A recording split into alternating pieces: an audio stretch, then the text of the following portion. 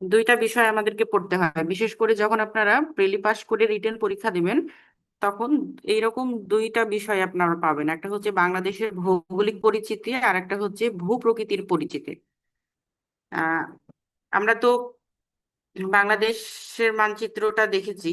এই যে এটা হচ্ছে বাংলাদেশের মানচিত্র।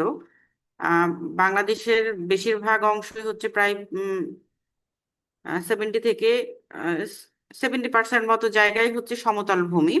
অল্প কিছু জায়গায় আছে পাহাড় এবং ছোট ছোট কিছু পর্বত টিলা ছোট ছোট, যেগুলা ময়মনসিংহে আছে, কারণ ময়মনসিংহের ওই পারেই হচ্ছে গারো গারো পাহাড় আছে ভারতে।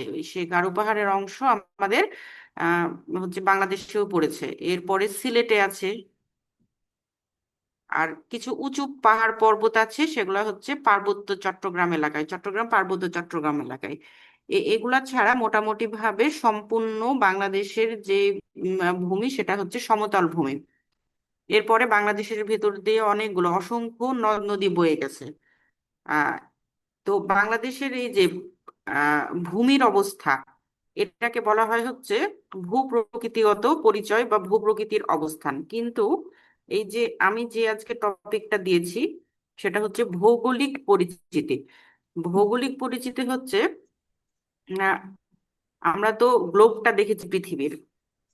তো পৃথিবীর প্রত্যেকটা দেশ একটা নির্দিষ্ট অবস্থানে অবস্থিত। যে বাংলাদেশের পাশেই ইন্ডিয়া আছে, বাংলাদেশ হচ্ছে দক্ষিণ এশিয়ার একটি দেশ। বাংলাদেশের ঠিক দক্ষিণ সাইডে হচ্ছে বঙ্গোপসাগর আছে, এবং বঙ্গোপসাগর হচ্ছে ভারত মহাসাগরের একটা অংশ।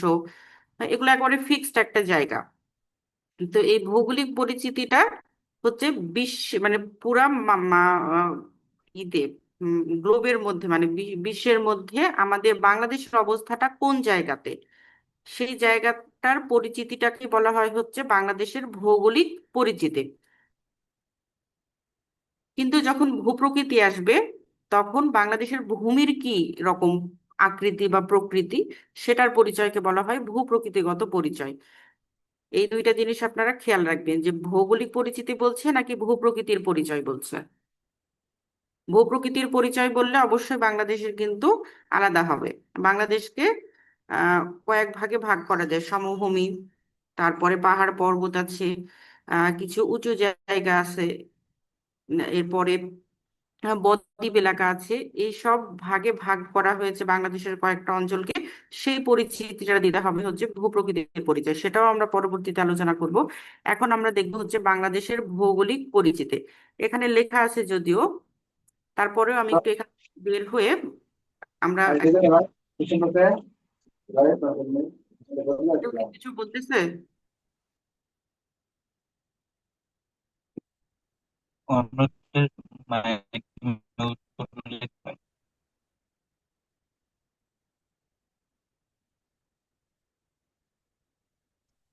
আমরা সকলে মিউট রাখি।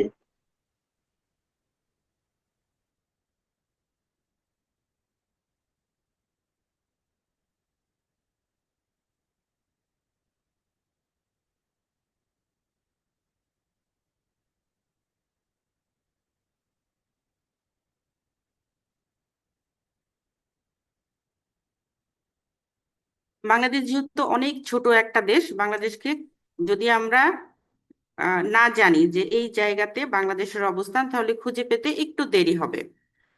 তো আমি যেহেতু জানি যে বাংলাদেশের অবস্থাটা কোথায়, চীন এবং ইন্ডিয়াকে যদি মানে আইডেন্টিফাই করতে পারি, তাহলে খুব সহজে বাংলাদেশকে খুঁজে পাবো। তো আমি এখানে খুঁজে পেয়েছি বাংলাদেশকে, যে বাংলাদেশের অবস্থাটা হচ্ছে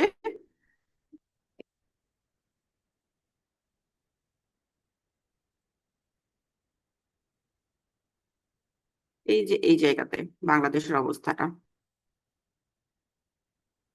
আপনারা কি দেখতে পেয়েছেন বাংলাদেশের অবস্থান ইন্ডিয়ার পাশে? জি ম্যাম। হ্যাঁ, এটা বাংলাদেশ। বাংলাদেশের ঠিক নিচ দিয়েই একটা লাল আপনারা দাগ দেখতে পাচ্ছেন, সোজা চলে গেছে।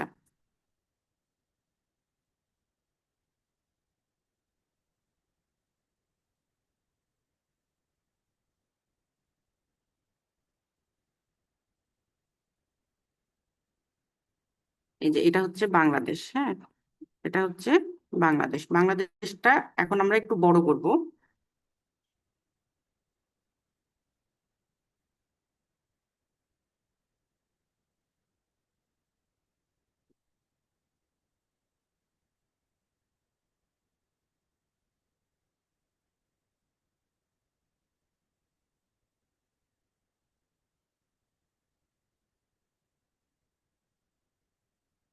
বাংলাদেশের নিচের অংশ,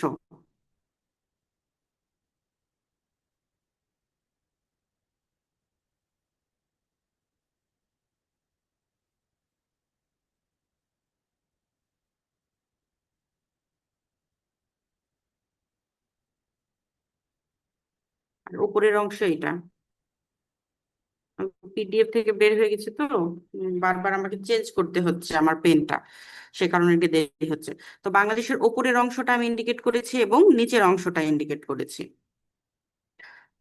এবং আমরা যেটা দেখালাম যে নিচে একটা লাল বর্ডার ছিল পুরা মানচিত্র জুড়ে, ওইটাকে বলা হয় হচ্ছে 0 ডিগ্রি অক্ষরেখা। ওইটার নাম হচ্ছে 0 ডিগ্রি অক্ষরেখা।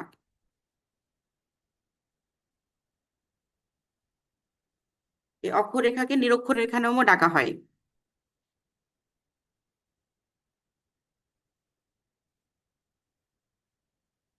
আবার এটার আরেকটা নাম হচ্ছে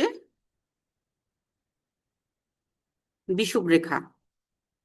তাহলে 0 ডিগ্রি অক্ষরেখা, এই যে নিচে যেটা আছে একেবারে নিচে, এটার নাম হচ্ছে 0 ডিগ্রি অক্ষরেখা, অথবা নিরক্ষরেখা নামেও ডাকা যাবে, বিষুব রেখা নামেও ডাকা যাবে। ইংলিশে এটাকে বলা হয় হচ্ছে ইকুয়েটর।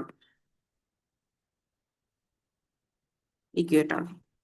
এখন এই লাল দাগটা কি করেছে, এই অক্ষরেখা হচ্ছে পুরা পৃথিবীকে উত্তর দক্ষিণে ভাগ করে ফেলেছে। এই লাল রেখার উপরের অংশ হচ্ছে উত্তর, এবং এই লাল রেখার নিচের অংশটা হচ্ছে দক্ষিণ। পুরো পৃথিবীকে উত্তর দক্ষিণে বিভক্ত করেছে হচ্ছে এই অক্ষরেখা বা নিরক্ষরেখা, বিষুব রেখা, যে রেখায় বলেন না কেন, এই রেখাটা হচ্ছে পুরো পৃথিবীকে হচ্ছে উত্তর এবং দক্ষিণে বিভক্ত করেছে। তো বাংলাদেশ যেহেতু এই রেখার উত্তর দিকে অবস্থিত, তাহলে উত্তর অক্ষরেখায় বাংলাদেশ অবশ্যই উত্তর অক্ষরেখায় অবস্থিত। বাংলাদেশের দুইটা সীমা যেহেতু পেয়েছে, নিচে একটা আছে এবং উপরে একটা আছে।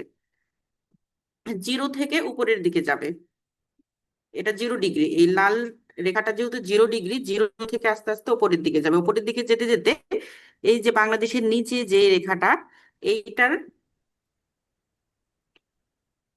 পরিমাপ হচ্ছে 20 ডিগ্রি 34 ইঞ্চি উত্তর অক্ষরেখা। যেহেতু বাংলাদেশ অক্ষরেখার বা নিরক্ষরেখার উত্তর দিকে অবস্থিত, তো বাংলাদেশের অক্ষরেখাগুলো উত্তর অক্ষরেখায় হবে।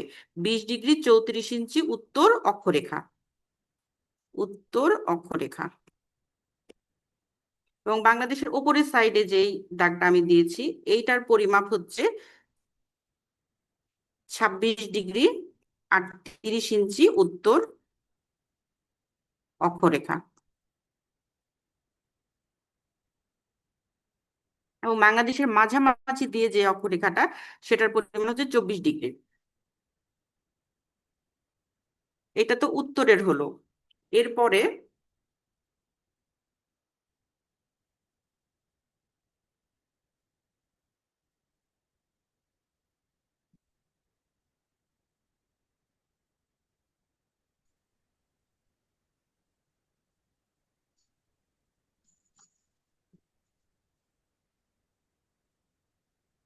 এখানে দেখেন,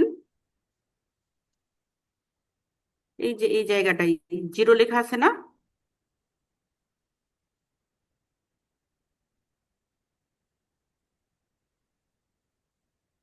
এই রেখাটা হচ্ছে এই দিক তো উত্তর, উত্তর থেকে দক্ষিণ দিকে, উত্তর থেকে দক্ষিণে একটা রেখা গেছে। এটাও পৃথিবীকে দুই ভাগে ভাগ করেছে, কিন্তু এটা হচ্ছে পূর্ব পশ্চিমে বিভক্ত করেছে, যেহেতু এই সাইড হচ্ছে পূর্ব, পূর্ব এবং এই দিক হচ্ছে পশ্চিম সাইড।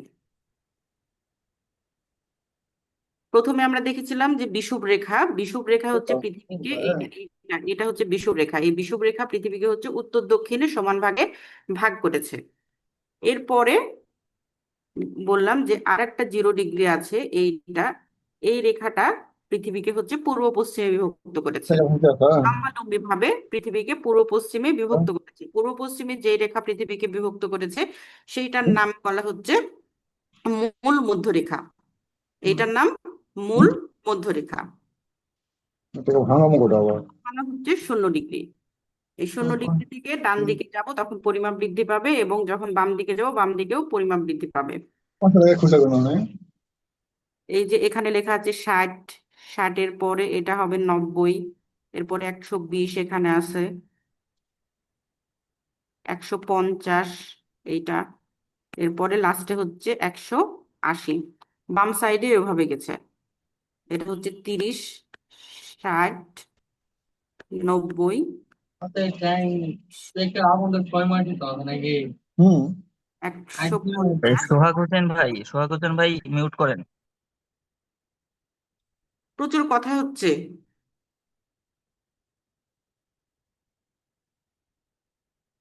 তাহলে দেখলাম আমরা যে অক্ষরেখা হচ্ছে পৃথিবীকে উত্তর দক্ষিণে বিভক্ত করেছে। আর এই উত্তর সাইড, বাংলাদেশ যেহেতু উত্তর সাইডে আছে তাই বাংলাদেশের অক্ষরেখা হচ্ছে একটা আমরা পেয়েছি শুরুর দিকে 20 ডিগ্রি 34 ইঞ্চি উত্তর অক্ষরেখা, এবং শেষ সীমানা উপর দিকে 26 ডিগ্রি 38 ইঞ্চি উত্তর অক্ষরেখা। এখন আমরা দ্রাঘিমা রেখা দেখব। কি দেখবো এখন আমরা? দ্রাঘিমা রেখা। এই দ্রাঘিমা রেখাটা মনে রাখার উপায়। হুম। দ্রাঘিমা রেখাটা মনে রাখার উপায় হচ্ছে দ্রাঘিমায় দিয়ে না, এটা দৈর্ঘ্য মনে রাখবেন। দ্রাঘিমা সমান দৈর্ঘ্য, দৈর্ঘ্যের পরিমাপ। বাংলাদেশ তো লম্বালম্বি ভাবে বাংলাদেশের হচ্ছে পূর্ব পশ্চিমে দৈর্ঘ্য অল্প, মানে প্রস্থ ধরবো আমরা পূর্ব পশ্চিমকে, এবং উত্তর দক্ষিণে যেহেতু লম্বা বাংলাদেশটা, এইদিকে আমরা দৈর্ঘ্যের পরিমাপ ধরবো। যে পূর্ব পশ্চিমে যেটা প্রস্থ এটা হচ্ছে অল্প, আর যেহেতু উত্তর এবং দক্ষিণে দৈর্ঘ্যটা অনেক বড়, তাই এটাকে আমরা দৈর্ঘ্য হিসাবে দেখব এবং এটাকে দ্রাঘিমা রেখা হিসাবে বিবেচনা করব।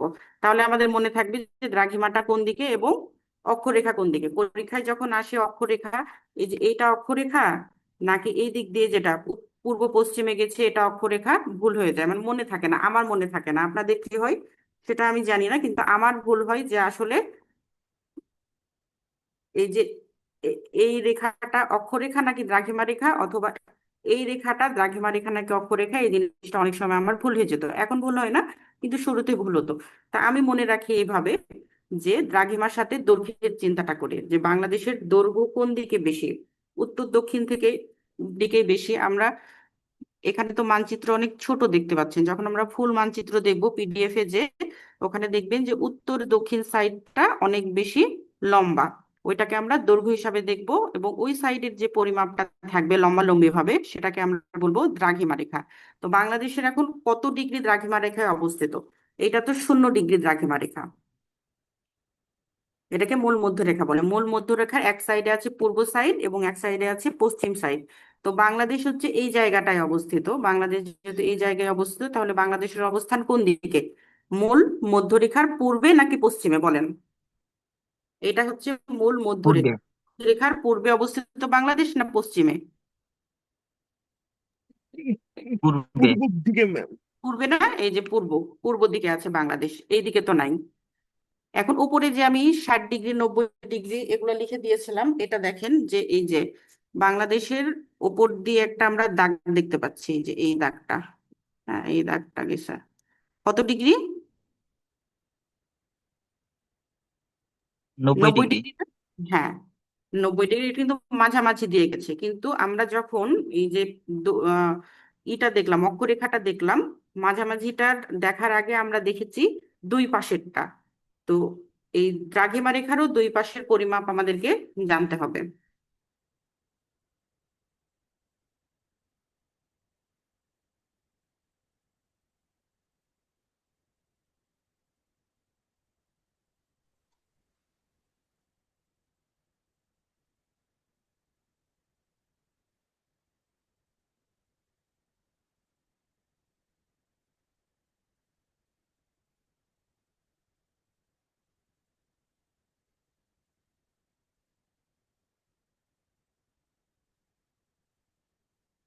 এই যে এটা হচ্ছে আমাদের বাংলাদেশ। তো বাংলাদেশের এই যে মাঝামাঝি দিয়ে যে দাগটা গেছে এইটার পরিমাপ হচ্ছে, এখানে লেখা আছে দেখেন যে 24 ডিগ্রি উত্তর অক্ষরেখা এইটা। আর উপর থেকে নিচে আমরা 90 ডিগ্রি দেখেছিলাম না, এই যে 90 ডিগ্রি মাঝামাঝি, ঠিক মাঝামাঝি দিয়ে গেছে হচ্ছে 90 ডিগ্রি। কিন্তু এই সাইডেও একটা পরিমাপ আছে, এই সাইডেও পরিমাপ আছে। এই পরিমাপটা কত?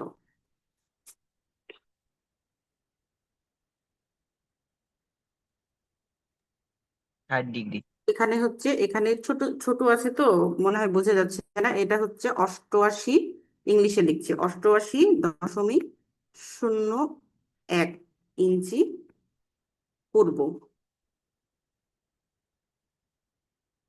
পূর্ব লিখছে, এটা কিন্তু বাংলাদেশের পূর্ব সাইড না। আমি পূর্ব কেন লিখছি বলেন? আমরা দ্রাঘিমা লিখছি যে মূল মধ্যরেখার পূর্ব দিকে বাংলাদেশের অবস্থান। তো দ্রাঘিমা যে রেখা যখন আমরা লিখবো তখন কিন্তু প্রত্যেকটা দ্রাঘিমার মানে আমাদের পূর্ব হবে। আমরা যখন বাংলাদেশের অক্ষরেখা লিখেছি তখন এইখানে যেটা আছে সেটাও আমরা উত্তর অক্ষরেখা লিখেছি, এখানে যেটা আছে সেটা উত্তর অক্ষরেখা লিখেছি। দ্রাঘিমা রেখা যখন লিখবো মাঝামাঝিতে যেই দ্রাঘিমা রেখা সেটাও পূর্ব দ্রাঘিমা রেখা, শুরুতে যেটা সেটাও পূর্ব দ্রাঘিমা রেখা হবে, এবং শেষে এখানে যেটা আছে এটাও কি হবে? পূর্ব দ্রাঘিমা রেখা হবে। 88.01 ইঞ্চি পূর্ব দ্রাঘিমা রেখা, এবং এখান দিয়ে যেটা গেছে শেষ দিয়ে এটার পরিমাপ হচ্ছে 92 ডিগ্রি 41 ইঞ্চি পূর্ব দ্রাঘিমা রেখা। ঠিক আছে? তাহলে বাংলাদেশের ভৌগোলিক অবস্থাটা কি? বাংলাদেশ হচ্ছে মূল মধ্যরেখার পূর্ব পাশে অবস্থিত এবং বিষুব রেখার হচ্ছে উত্তর পাশে অবস্থিত। বাংলাদেশের অবস্থাটা এটা, যে মূল মধ্যরেখার হচ্ছে পূর্ব দিকে অবস্থিত এবং বিষুব রেখার উত্তর পাশে অবস্থিত, এবং এটার পরিমাপ হচ্ছে দ্রাঘিমা 88.01 ডিগ্রি পূর্ব দ্রাঘিমাংশ থেকে 92.41 ইঞ্চি পূর্ব দ্রাঘিমা রেখার মধ্যে, এবং অক্ষাংশ হচ্ছে 20.34 ইঞ্চি উত্তর অক্ষরেখা থেকে ওপরে এই জায়গাটাই হচ্ছে 26 ডিগ্রি 38 ইঞ্চি উত্তর অক্ষরেখার মধ্যে হচ্ছে বাংলাদেশের অবস্থান। এটা উপরে লেখা আছে এখানে। বাংলাদেশ কি? বাংলাদেশ হচ্ছে এশিয়া মহাদেশের দক্ষিণে বাংলাদেশের অবস্থান, মানে দক্ষিণ এশিয়াতে বাংলাদেশের অবস্থান। আমরা যখন ইন্টারন্যাশনাল পড়ছিলাম, ইন্টারন্যাশনাল অ্যাফেয়ার্স, তখন কিন্তু আমরা বারবার করে এশিয়া নিয়ে পড়াশোনা করেছি। এশিয়াতে দেখিয়েছি যে বাংলাদেশ, ইন্ডিয়া, পাকিস্তান, এরপরে হচ্ছে নেপাল, ভুটান, এগুলো কোন জায়গায় অবস্থিত। শ্রীলঙ্কা, মালদ্বীপ দক্ষিণ এশিয়ার দেশ নয় এগুলো? দক্ষিণ এশিয়ার কয়টা দেশ? দক্ষিণ এশিয়ার কয়টা দেশ? ম্যাম 8টি। 8টি দেশ। এই যে আপনাদের মনে করানোর জন্য আমি মানচিত্রটা ওখানে রেখেছি। দক্ষিণ এশিয়ার হচ্ছে 8টি দেশ: আফগানিস্তান, পাকিস্তান, ইন্ডিয়া, নেপাল, ভুটান, বাংলাদেশ, শ্রীলঙ্কা এবং মালদ্বীপ। এই 8টা হচ্ছে দক্ষিণ এশিয়ার দেশ। তাহলে বাংলাদেশের অবস্থান হচ্ছে কি? দক্ষিণ এশিয়ায় অবস্থিত, এই যে এশিয়া মহাদেশের দক্ষিণে অবস্থিত। আর যেই পরিমাপগুলো আমরা দেখলাম যে অক্ষরেখা, অক্ষরেখায় অবস্থান বাংলাদেশের হচ্ছে 20 ডিগ্রি 34 ইঞ্চি উত্তর অক্ষরেখা হতে 26 ডিগ্রি 38 ইঞ্চি উত্তর অক্ষরেখার মধ্যে। যে জিনিসটা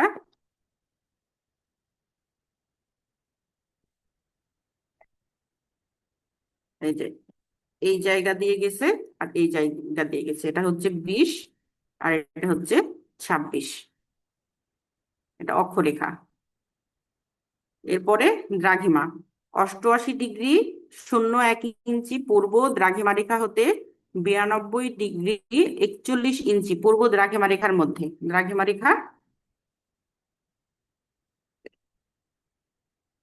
এইটা, এটা হচ্ছে 80 আর এটা হচ্ছে 92। দ্রাঘিমা এবং অক্ষাংশ কোন কোন দিকে কতটুকু পরিমাণ, এটা বুঝতে কি অসুবিধা আছে? পরিমাপটা এখন মনে রাখতে হবে না, দরকার হলে পরে আপনারা মুখস্থ করে নেবেন যে 20 ডিগ্রি 34 ইঞ্চি, 26 ডিগ্রি 38 ইঞ্চি, কিন্তু কোন সাইডে কোনটা, বুঝতে পেরেছেন?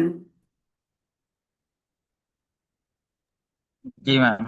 আচ্ছা, ঠিক আছে, তাহলে বাংলাদেশের আমরা ভৌগোলিক অবস্থা দেখলাম যে এত- কোন অক্ষরেখা এবং কোন দ্রাঘিমা রেখার মধ্যে বাংলাদেশের অবস্থান। আর বাংলাদেশের মাঝখান দিয়ে গেছে হচ্ছে কর্কট ক্রান্তি রেখা, এটার পরিমাপ হচ্ছে 23°5" উত্তর অক্ষরেখা। মানে এই যে 23°5" এটা দিয়েছে না, এটা এই রেখাটাকেই বলা হচ্ছে কর্কট ক্রান্তি রেখা। সেই রেখাটা হচ্ছে বাংলাদেশের একেবারে মিডিল বরাবর দিয়ে গেছে। এখানে আছে 26, এখানে আছে 20, তাহলে 23, এই যে এটা এটা হচ্ছে 23, ওপরে এই জায়গাটা 24। তো একেবারে মিডিল দিয়ে গেছে হচ্ছে কর্কট ক্রান্তি রেখা, এখানে লেখাও আছে কর্কট ক্রান্তি রেখা। কর্কট ক্রান্তি রেখা কোন কোন জেলার উপর দিয়ে গেছে এটাও হচ্ছে প্রশ্নে আসে। বিশেষ করে আসে হচ্ছে যে এটা হচ্ছে দ্রাঘিমা রেখা, মাঝামাঝি দিয়ে গেছে 90°, এবং 23° উত্তর অক্ষরেখা। এই দুইটা মানে এই যে সেন্টার পয়েন্ট, এই জায়গাটার নামও প্রশ্নে আসে। এই জায়গাটার নাম হচ্ছে ফরিদপুরের ভাঙা। ফরিদপুরের ভাঙা।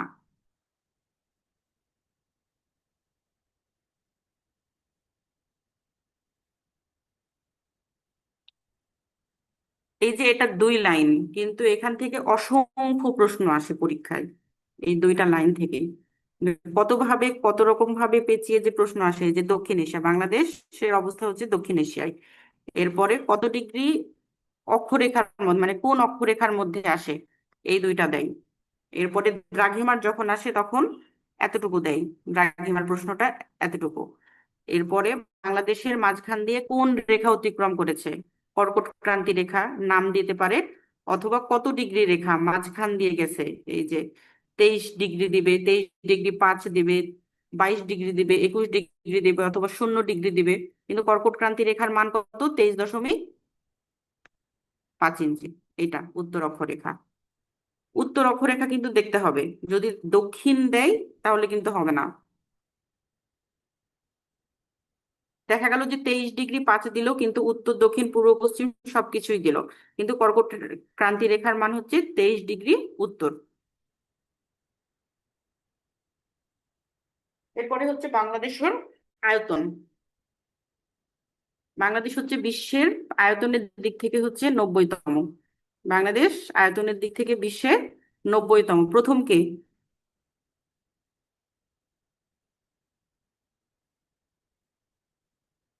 সব থেকে বড় দেশ রাশিয়া। কোনটা? প্রথম রাশিয়া ম্যাম। তারপরে কানাডা। কানাডা। দ্বিতীয় কানাডা। তারপরে চীন। চীন না যুক্তরাষ্ট্র?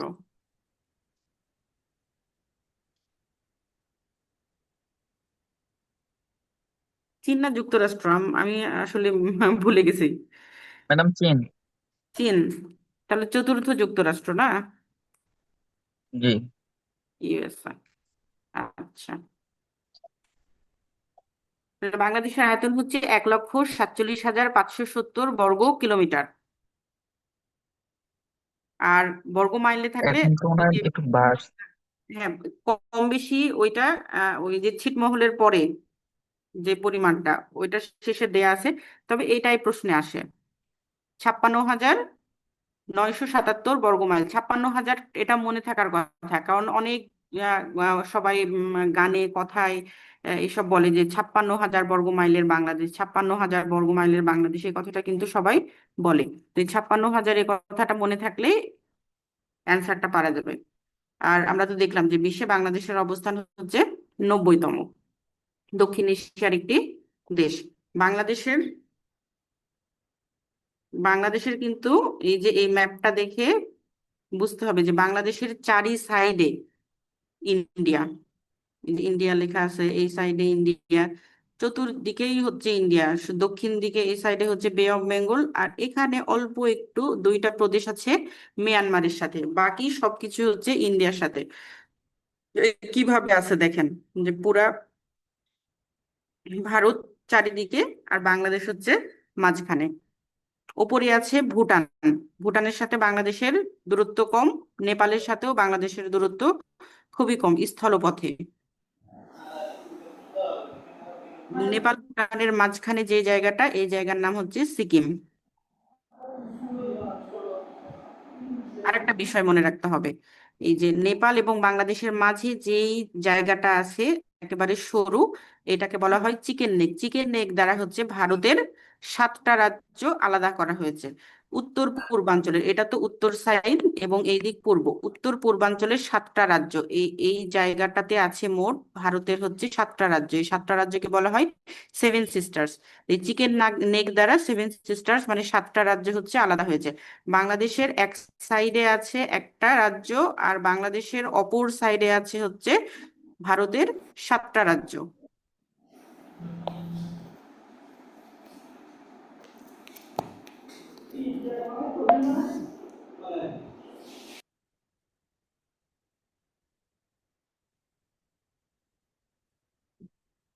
হ্যাঁ, ছিটমহলের বিষয়টা এখানে লেখা আছে যে বাংলাদেশ পূর্ব পশ্চিমে বিস্তৃতি সর্বোচ্চ 440 কিলোমিটার। এটা হচ্ছে পূর্ব পশ্চিমে বলেছে, মানে প্রস্থের দিকে এই সাইডে।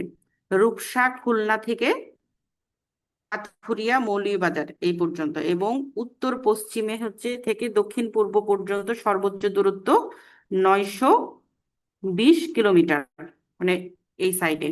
তেঁতুলিয়া পঞ্চগড় থেকে টেকনাফ কক্সবাজার পর্যন্ত, এই যে এই তেঁতুলিয়া এখান থেকে একেবারে টেকনাফ পর্যন্ত, এটার এটার পরিমাপ দিয়েছে হচ্ছে 920 কিলোমিটার।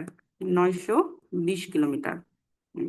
আর যেটা হচ্ছে এরকম প্রস্থে, এই যে প্রস্থে বলতে এই যে এখান থেকে খুলনার রূপসা থেকে একেবারে মৌলভীবাজার পর্যন্ত, এই এটার দূরত্ব হচ্ছে 440 কিলোমিটার। দেশের মোট আয়তন 1,47,570 বর্গ কিলোমিটার। যদিও ছিটমহল বিনিময়ের পর সরকারি হিসাবে এটি দাঁড়িয়েছে 1,47,610 বর্গ কিলোমিটার। এই যে এটা মনে রাখবেন, যে কে যেন একজন বলছিল যে চেঞ্জ হয়েছে একটু। জি ম্যাম, 40-এর ডিফারেন্স। 40। এর মধ্যে দিয়ে এর মধ্যে নদী অঞ্চলের আয়তন প্রায় 9,405। এটা মনে রাখা লাগবে না, আমি এখন পর্যন্ত প্রশ্নে দেখি নাই।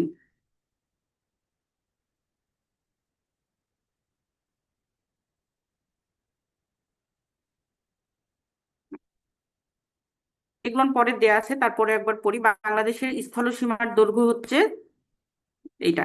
এখন স্থলসীমার দৈর্ঘ্য এক জায়গায় এক এক রকম আছে। একটা হচ্ছে বর্ডার গার্ড যারা, তাদের একটা, আর একটা হচ্ছে ভূগোল বই, মানে যেটা হচ্ছে নবম দশম শ্রেণীর ভূগোল বই, সেটাতে একটা পরিমাপ দেয়া আছে।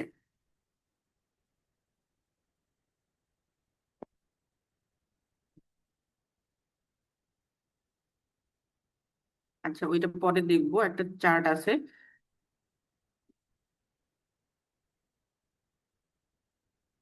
এটা এখন থাক। এখানে কি বলছে যে বাংলাদেশের পার্বত্য অঞ্চলের সব থেকে যেটা উঁচু উঁচু পাহাড়, সেটা আমরা আগে কি যেন পড়েছিলাম, এখন কিন্তু চেঞ্জ হয়ে আমাদেরকে পড়তে হয় কি, এটার নাম কি, মোজোক মোয়াল।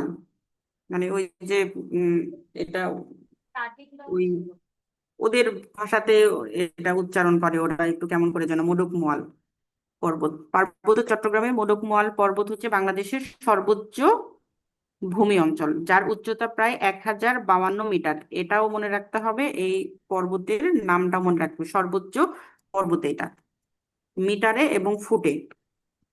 এই পার্বত্য অঞ্চল হচ্ছে বৈচিত্র্যময়, প্রাকৃতিক সৌন্দর্য, ঘন বৃষ্টিপাত এবং জীববৈচিত্র্য।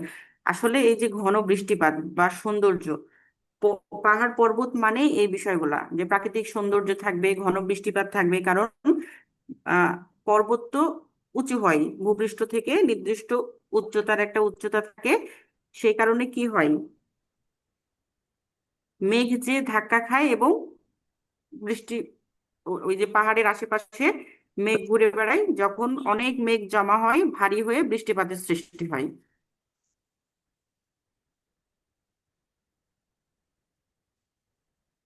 হুম। এরপরে বাংলাদেশের দক্ষিণাঞ্চলে কি আছে, সুন্দরবন আছে, পৃথিবীর বৃহত্তম ম্যানগ্রোভ বন। এখানে কি আছে, রয়্যাল বেঙ্গল টাইগার আছে, হরিণ আছে, বহু বিপন্ন প্রজাতির, এটা হচ্ছে অভয়াশ্রম, আশ্রয়স্থল। 1997 সালে সুন্দরবনকে বিলুপ্তপ্রায় এলাকার তালিকাভুক্ত করা হয়। 97 সালে এটা হচ্ছে বিলুপ্তপ্রায় এলাকার তালিকাভুক্ত করতে করতে উম, ওই যে ওয়ার্ল্ড হেরিটেজের অংশ। কক্সবাজারের কথা বলেছে যে কক্সবাজার হচ্ছে বিশ্বের দীর্ঘতম প্রাকৃতিক সমুদ্র সৈকত।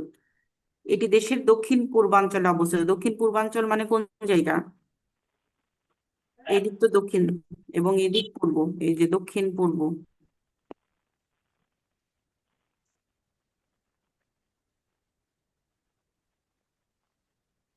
আন্তর্জাতিক পর্যটন মানচিত্রে বাংলাদেশকে স্থান করে দিয়েছে। কে স্থান করে দিয়েছে? সমুদ্র সৈকত, বাংলাদেশের কক্সবাজার সমুদ্র সৈকত। অপরদিকে দেশের উত্তরের জেলা পঞ্চগড়।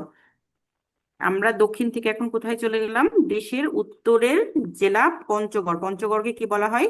হিমালয়ের কন্যা। এটাও কিন্তু প্রশ্নে আসে যে হিমালয়ের কন্যা কোন জেলাকে বলা হয়? পঞ্চগড় বলা হয়।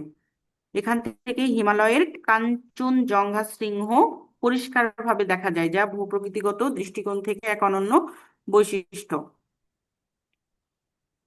এই যে ছবি দিয়ে দিয়েছে এখানে, যে যেটা দেখা যাচ্ছে যে মেঘের মতো, এটা এভাবেই দেখা যায়। এর থেকে আরো এখানে একটু পরিষ্কার ভাবে, আমি জানি না এত পরিষ্কার ভাবে দেখা যায় কিনা। আমরা যখন দেখেছি যে তখন এত পরিষ্কার বোঝা যায়নি, কিন্তু অনেকটাই বোঝা যায় যখন যে কয়েকদিন ভালোভাবে বোঝা যায়। দেখা যায় যে অনেক সময় অনেকে যে দেখতে পায় না, মেঘে ঢাকা থাকে।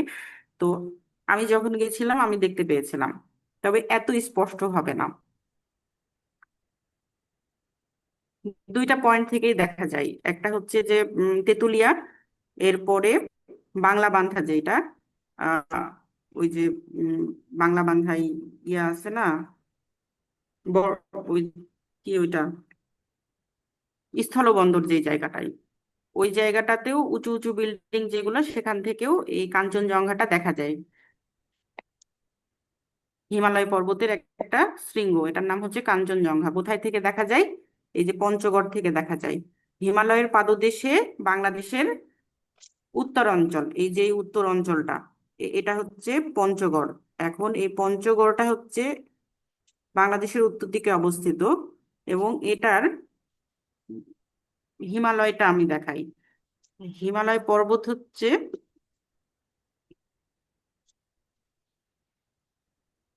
হ্যাঁ, এটা তো ইন্ডিয়া, এটা চায়না, নেপাল, ভুটান। আর আমাদের এই যে বাংলাদেশের পঞ্চগড় এলাকা, এই জায়গাটায়। তো হিমালয় পর্বতমালা হচ্ছে এইভাবে আসে, এইরকম ভাবে। তো হিমালয়ের পাদদেশে মানে হিমালয় পর্বতের নিচের অংশে। বাংলাদেশ হিমালয় পর্বতের নিচের অংশে পড়ছে না? বাংলাদেশের পঞ্চগড় এলাকাটা হিমালয়ের হিমালয় পর্বতমালার পাদদেশে। কি কারণে বলা হচ্ছে বুঝেছেন? একেবারে হিমালয় পর্বতমালার ঠিক নিচেই হচ্ছে বাংলাদেশের পঞ্চগড় এলাকা। এই কারণে বলা হয় পঞ্চগড়কে হচ্ছে হিমালয়ের কন্যা। এবং নীলফামারী, পঞ্চগড়, ঠাকুরগাঁও এইসব এলাকার কিন্তু আবহাওয়াটাও ওই রকম। যে আমাদের যে উত্তর অঞ্চলের বা ঢাকায়, সিলেট, চট্টগ্রামের যেরকম আবহাওয়া, ওই রকম না। বছরের অনেকটা সময় রাত্রিবেলায় কিন্তু ঠান্ডা আবহাওয়া থাকে। এই এটার কারণ হচ্ছে এই হিমালয় পর্বত, যে রাত্রিবেলায় শীত পড়ে। আহ আবার দেখা যায় যে উম, সারা দেশে শীত পড়ার অনেক আগেই হচ্ছে পঞ্চগড়, নীলফামারী এইসব এলাকায় শীত পড়ে যায়। সকালবেলায় কুয়াশা দেখা যায়। এখন কিন্তু যদি সকালে ট্রেনে যাওয়া যায় মাঠের মধ্যে দিয়ে ওইসব এলাকায়, তাহলে দেখবেন যে চারিদিকে কিন্তু কুয়াশা এখন থেকে শুরু হয়ে গেছে। ওইসব এলাকার আহ আবহাওয়াটা এই হিমালয়ের উপরে, মানে পর্বতের উপরেও নির্ভর করে। তাহলে হিমালয়ের কন্যা কোন জেলাকে বলে? এটা কি ভুল হবে আর কখনো? হিমালয়ের কন্যা বলা হয় কোন জেলাকে? পঞ্চগড় ম্যাম। পঞ্চগড়কে। কিসের জন্য বলা হয়? হিমালয়ের পঞ্চ- একেবারে নিচে, মানে কাছাকাছিতে আমাদের পঞ্চগড় জেলা, এই কারণে পঞ্চগড়কে বলা হচ্ছে হিমালয়ের কন্যা। আর এখান থেকে কি দেখা যায়? হিমালয়ের কাঞ্চনজঙ্ঘা শৃঙ্গ দেখা যায়, ছবিতে দেখালাম। শীতের সময় কিন্তু সবাই মানে ফানি ফানি পোস্ট করে যে আমি কাঞ্চনজঙ্ঘা চলে গেছি। প্রত্যেকটা জেলায় কাঞ্চনজঙ্ঘার ছবি দিয়ে বলে যে কাঞ্চনজঙ্ঘা দেখা যাচ্ছে, তাই না?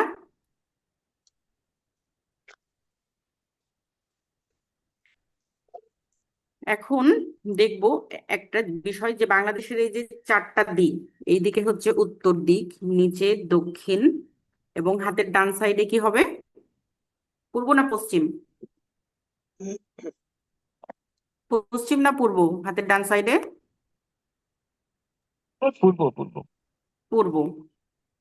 সবসময় হাতের ডান সাইড পূর্ব দিক হবে, আর এই দিক বাম সাইড হচ্ছে পশ্চিম। হ্যাঁ।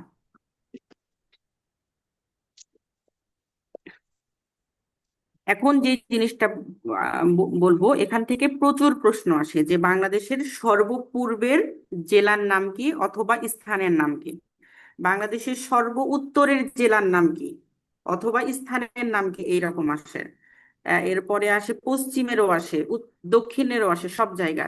তো এই যে সব থেকে উত্তরের এই যে পয়েন্ট, সব থেকে দক্ষিণ এই দিকে, পূর্ব হচ্ছে এই জায়গাতে, এবং পশ্চিম এই জায়গাতে।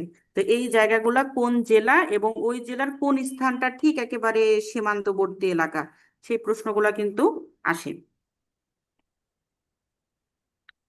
হ্যাঁ।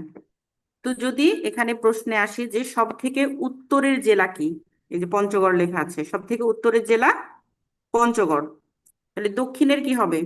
দক্ষিণের এই যে টেকনাফ। হ্যাঁ। এখন যদি বলে যে পঞ্চগড়টা একটা বড় জেলা, কিন্তু সব থেকে উত্তরের স্থান কোনটি বা জায়গার নাম যদি জিজ্ঞাসা করে, তাহলে বাংলা বান্ধা অথবা তেতুলিয়া, যেটা অপশনে থাকবে সেটা। যদি দুইটাই থাকে, তেতুলিয়া দেয়া যেতে পারে। তেতুলিয়া, বাংলা বান্ধার তেতুলিয়া। আর টেকনাফ হচ্ছে, টেকনাফ জেলা দিবে, কিন্তু যদি স্থান দেয় সেন্ট মার্টিন অথবা ছেড়াদ্বীপ, কারণ সেন্ট মার্টিন ছেড়াদ্বীপ একসাথে হয়ে যায় যখন ভাটার সময় আর জোয়ারের সময় কি হয়, যে আলাদা হয়ে যায়, মাঝখানে পানি চলে আসে, তখন হয়ে যাবে ছেড়াদ্বীপ। ছেড়াদ্বীপ থাকলে ছেড়াদ্বীপ উত্তরে দিতে হবে, যে সর্ব দক্ষিণের স্থান হচ্ছে ছেড়াদ্বীপ। এবং পূর্বে, এখন পূর্বের হচ্ছে আমরা দেখতে পাচ্ছি বান্দরবন লেখা আছে, কিন্তু যদি বলে যে সব থেকে পূর্বের স্থানকে, যে পূর্ব দিক কিন্তু, যে আখাইন ঠং বা থানচি, আখাইন ঠং এর থানচি, যে কোনো যে নামটা থাকবে সেটা মনে থাকে না, শুধু এই জায়গাটাই নামগুলা। বান্দরবনটা থাকে, কিন্তু আখাইন ঠং থানচি হলো বারবার করে পড়বেন, তাহলে মনে থাকবে। আরেকটা বাকি আছে এবার, সেটা হচ্ছে পশ্চিমের, পশ্চিমের চাঁপাইনবাবগঞ্জ। এই চাঁপাইনবাবগঞ্জের যে জায়গাটা হচ্ছে একেবারে বর্ডারের কাছে, সেই জায়গার নাম হচ্ছে মোনাকষা শিবগঞ্জ। মোনাকষা শিবগঞ্জ। হ্যাঁ, বলেন, কি বলছেন, কি বলতেছেন বলেন। এখন আমরা কয়েকটা প্রশ্ন দেখবো, দেখি আমরা উত্তর দিতে পারি কিনা, চেষ্টা করেন। যে প্রথমে কি বলছে, বাংলাদেশ এশিয়ার কোন অঞ্চলে অবস্থিত, দক্ষিণ পূর্ব, দক্ষিণ দক্ষিণ পূর্ব এশিয়া, মধ্য এশিয়া না দক্ষিণ এশিয়া? বাংলাদেশ দক্ষিণ পূর্ব এশিয়ার দেশ না দক্ষিণ এশিয়ার দেশ? দক্ষিণ এশিয়া। Asia ma'am. ঘ, তাই না? এরপরে 2 নম্বর কোশ্চেনটা কোথায় চলে গেছে?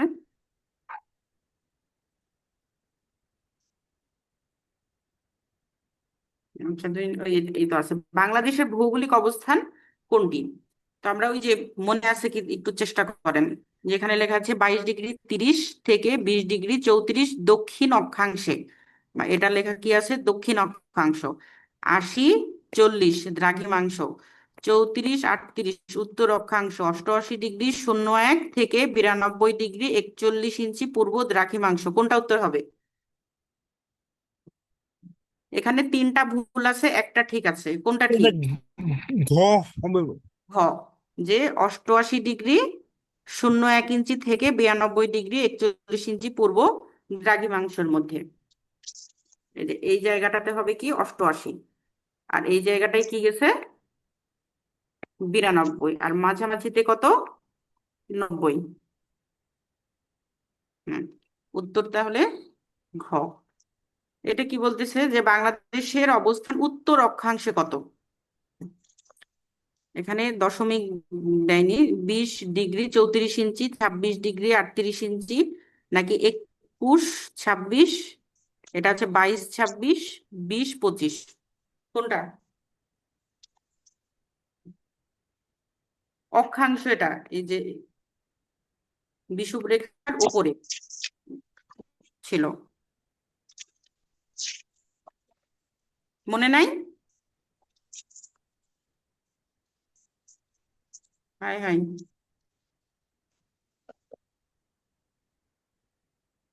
কি ছিল এটা?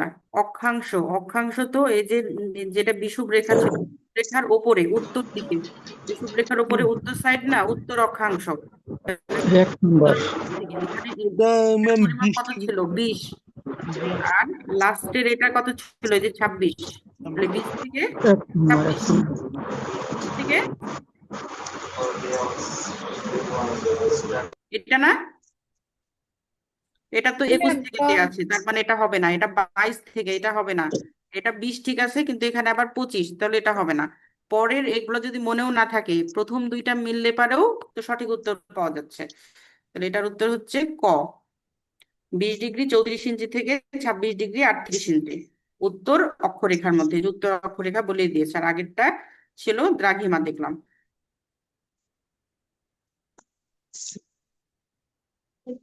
নিম্নলিখিত কোনটির উপর বাংলাদেশ অবস্থিত? Tropic of Capricorn, Tropic of Cancer, Arctic Circle, equator, কোনটার উপরে মানে বাংলাদেশ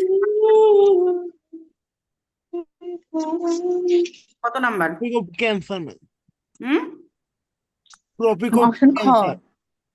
খ number, Tropic of Cancer. Equator কিন্তু না, ইকুয়েটর তো মাঝখান দিয়ে যায় না। ইকুয়েটর কাকে বলা হয়? যে অংশটা হচ্ছে 0° পৃথিবীকে উত্তর দক্ষিণে বিভক্ত করেছে, মানে বিষুব রেখার নাম হচ্ছে ইকুয়েটর। আর বাংলাদেশের উপর দিয়ে গেছে ট্রপিক অফ ক্যান্সার, এটার কত ছিল? 23°5', মানে 23.5। ভৌগোলিকভাবে গুরুত্বপূর্ণ একটি কাল্পনিক রেখা বাংলাদেশের উপর দিয়ে গেছে, এই যে ট্রপিক অফ ক্যান্সারের বাংলা নাম হচ্ছে কর্কট ক্রান্তি রেখা। কর্কট ক্রান্তি রেখা বাংলাদেশের মধ্যভাগ দিয়ে গেছে। এরপরে শেষের দিক থেকে একটা ধরি।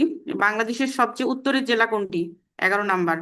বাংলাদেশের সবচেয়ে উত্তরের জেলা কোনটি? দিনাজপুর, ঠাকুরগাঁও, লালমনিরহাট, পঞ্চগড়। পঞ্চগড়। পঞ্চগড়। হিমালয়ের কন্যা কাকে বলা হয়?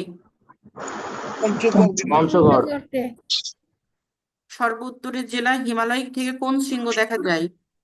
কাঞ্চনজঙ্ঘা। কাঞ্চনজঙ্ঘা। এগুলো কিন্তু বানিয়ে বানিয়ে প্রশ্ন দেয়া না, এগুলো কিন্তু প্রত্যেকটাই প্রশ্নের বিসিএস এসেছে, অন্য পরীক্ষায় এসেছে, উপজেলা থানা শিক্ষা অফিসার এসেছে, এগুলো সব কিন্তু হচ্ছে প্রশ্ন দেয়, মানে বারবার এই প্রশ্নগুলাই দেয় প্রথম অংশ থেকে। যতটুকু পড়লাম ওখান থেকে, এই যে বাংলাদেশের সর্বোত্তরের থানা কোনটা, কি নাম? এই যে তেতুলিয়া। তেতুলিয়া কোন জেলায় অবস্থিত? পঞ্চগড়ে। বাংলাদেশ সবচেয়ে উত্তরে অবস্থিত স্থানের নাম কি উত্তরে?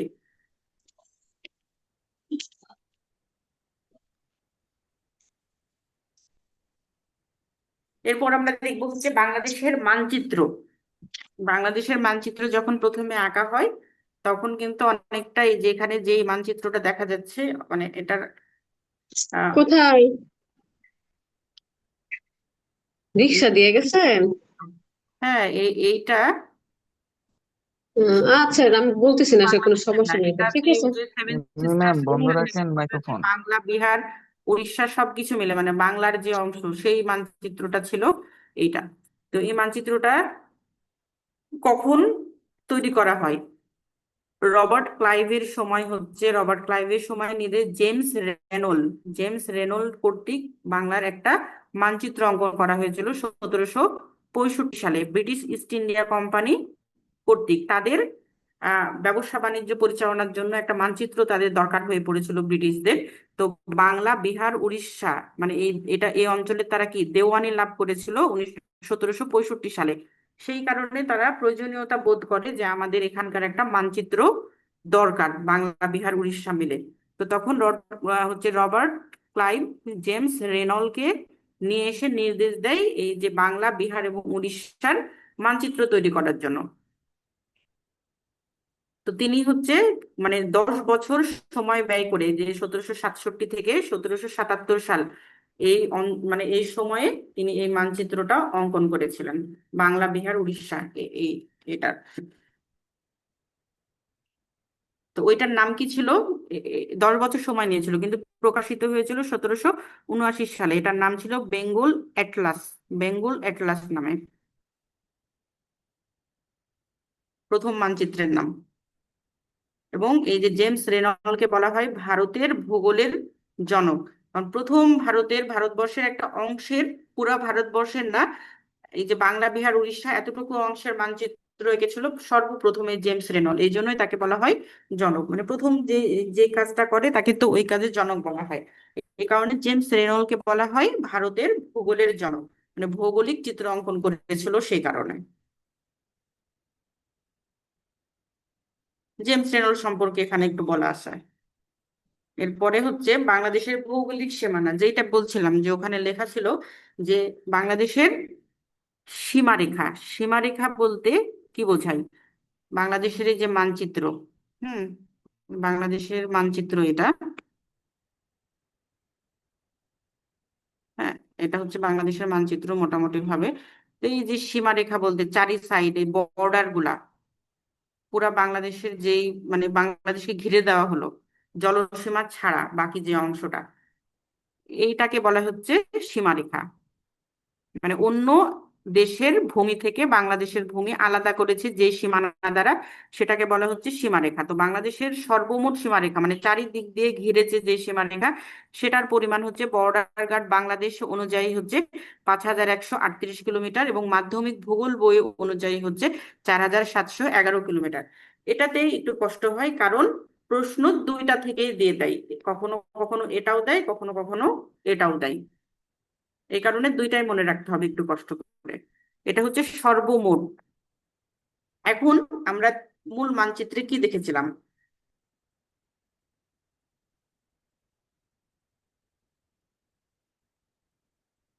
এই যে এখানে যে বাংলাদেশের কিন্তু চারি সাইডেই দেখা যাচ্ছে যে ইন্ডিয়া, কিন্তু আমি উম, একটা সাইডে যে এখানে মিয়ানমার আছে না, মিয়ানমারের সাথে অল্প একটু জায়গা বর্ডার আছে। তো এই এই এতটুকু জায়গা, এবং নিচে যেই বঙ্গোপসাগরের সাথে, এটা তো বঙ্গোপসাগর, বে অফ বেঙ্গল, এই জায়গাটা বাদে বাকি যে ওপরের অংশটা পুরাটা ইন্ডিয়ার সাথে।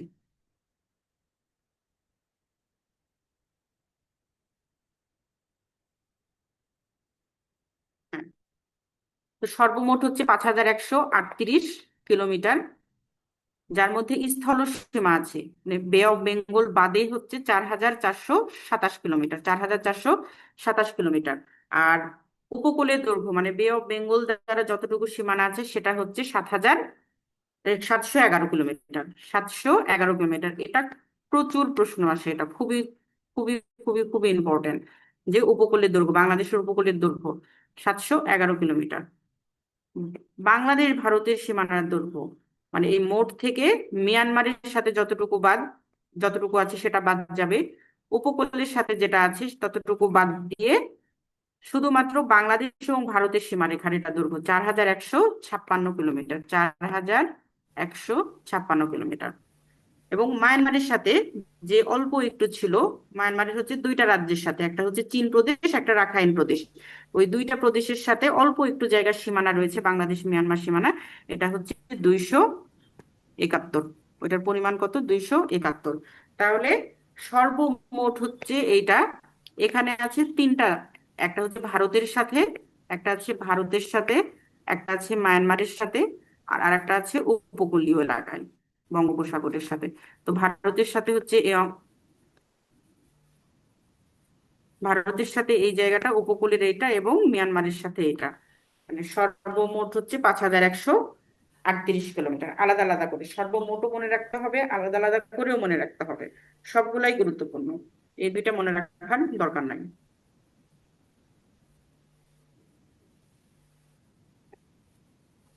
আর একবার বলি তাহলে একটু মনে থাকবে যে সর্বমোট সীমারেখা হচ্ছে 5138 কিলোমিটার। এটার ভিতরে আছে ভারতের সাথে বাংলাদেশ, মিয়ানমারের সাথে বাংলাদেশ এবং উপকূলীয় এলাকা। তো ভারতের অংশটা হচ্ছে এটা, উপকূলীয় এলাকা এটা, আর মিয়ানমারের সাথে এটা, এই তিনটা মিলে হচ্ছে 5138 কিলোমিটার।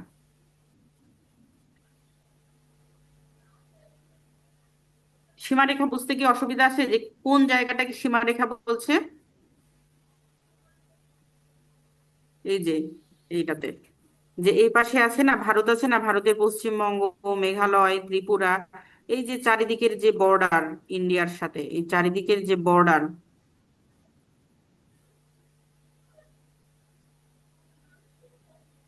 এখান পর্যন্ত এই জায়গায় এসে ভারতের সাথে সীমানা শেষ। এবং চীনের সাথে এই যে নীল অংশটা, এতটুকু হচ্ছে চীনের সাথে। চীনের সাথে হচ্ছে দুইটা রাজ্য চীনের, একটা হচ্ছে চীন রাজ্য আর একটা হচ্ছে রাখাইন রাজ্য। এই দুইটা রাজ্যের কিছু অংশ চট্টগ্রামের সাথে, মিয়ানমারের না? হ্যাঁ মিয়ানমারের সাথে চট্টগ্রামের এই অঞ্চলের, এটা হচ্ছে এরা সীমানা শেয়ার করেছে। তাহলে মিয়ানমারের সাথে আর পুরাটা হচ্ছে ভারতের সাথে, আর নিচের এই যে অংশটা এতটুকু, এটা হচ্ছে 711 কিলোমিটার দেখলাম, এই জায়গাটা হচ্ছে বঙ্গোপসাগরের সাথে।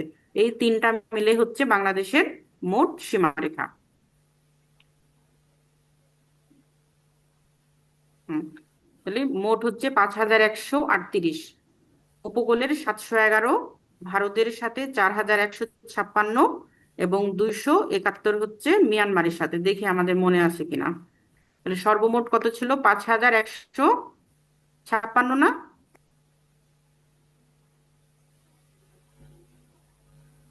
উপকূলের সাথে কত বলেন? 700, 711। 711, ভারতের সাথে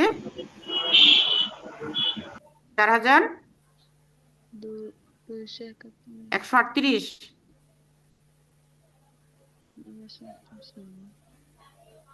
মিয়ানমারের সাথে 271 মনে হয়। 271, 4156 আর 138, একটু উল্টাপাল্টা হয়ে গেছে মনে হয়। এটা হবে 138 আর এটা 156।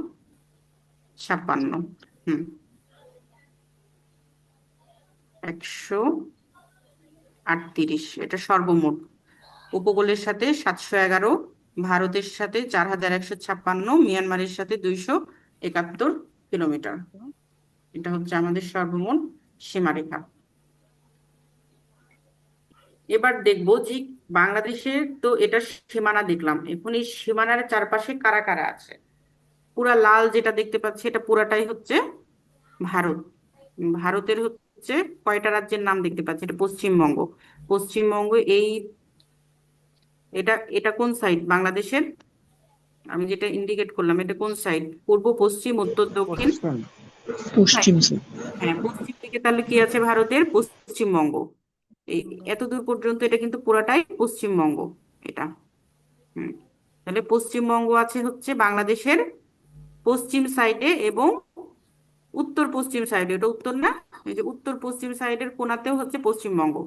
এরপরে এই যে এতটুকু জায়গা, এটা কিন্তু এই যে আসামের অংশ, তাহলে এটা হচ্ছে আসাম। এরপর এখান থেকে শুরু হয়েছে মেঘালয়। তাহলে কয়টা এখন পর্যন্ত পেলাম? তিনটা, একটা পশ্চিমবঙ্গ, আসাম, মেঘালয়। আর মেঘালয় হচ্ছে আসামের মাঝখান থেকে তৈরি হয়েছে, তো তো মাঝখানের একটু ওই যে চারিদিকে আবার আসাম, এখানে আবার আসামের আর একটা অংশ আছে, এখানে একটু অংশ পেয়েছে আসামের বাংলাদেশ, আবার এখানেও অংশ আছে আসামের। এবার হচ্ছে ত্রিপুরা। এই যে ত্রিপুরা, ত্রিপুরাতে কিন্তু ওই যে আগরতলা, আগরতলার নাম তো আমরা পড়েছি, যেখান থেকে বাংলাদেশের স্বাধীনতার ঘোষণাপত্র মানে জারি করা হয়েছিল 11ই এপ্রিল। তো এই ত্রিপুরা কিন্তু ওই জায়গাটা, এটা হচ্ছে ব্রাহ্মণবাড়িয়া, ফেনী ওই সাইডে, এই জায়গাগুলো পার হলেই ত্রিপুরা।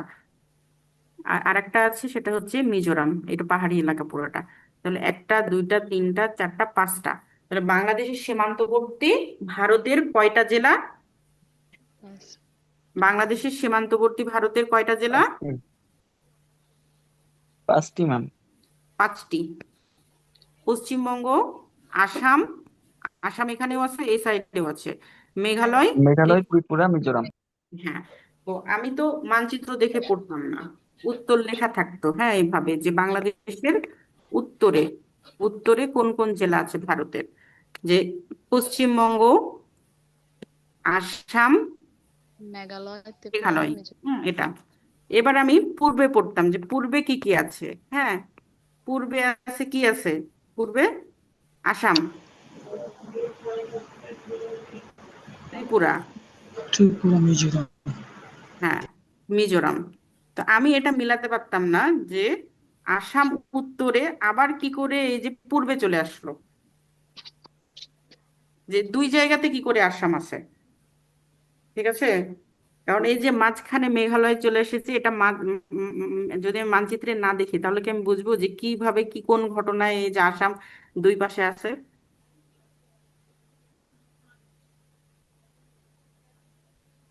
জি ম্যাম।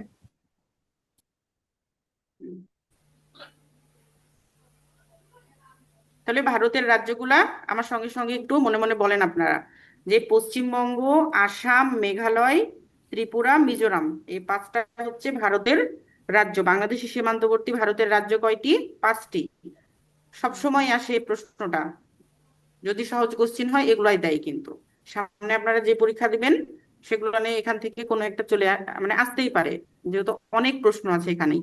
তো বাংলাদেশের সীমান্তবর্তী ভারতের হচ্ছে 5টি, আর মিয়ানমারের হচ্ছে 2টি। এটা কখনো আমি আসতে দেখিনি যে কয়টি আছে, একটা হচ্ছে চীন আর একটা রাখাইন প্রদেশ, চীন প্রদেশ আর একটা রাখাইন প্রদেশ। এবং বাংলাদেশের দক্ষিণে কি আছে? বাংলাদেশের দক্ষিণে বে অফ বেঙ্গল। বঙ্গোপসাগর। বঙ্গোপসাগর, বে অফ বেঙ্গল। এবার সীমান্ত সংযুক্ত জেলা, যে ভারত সীমান্তবর্তী বাংলাদেশের জেলা আছে, কার জেলা? বাংলাদেশের জেলা।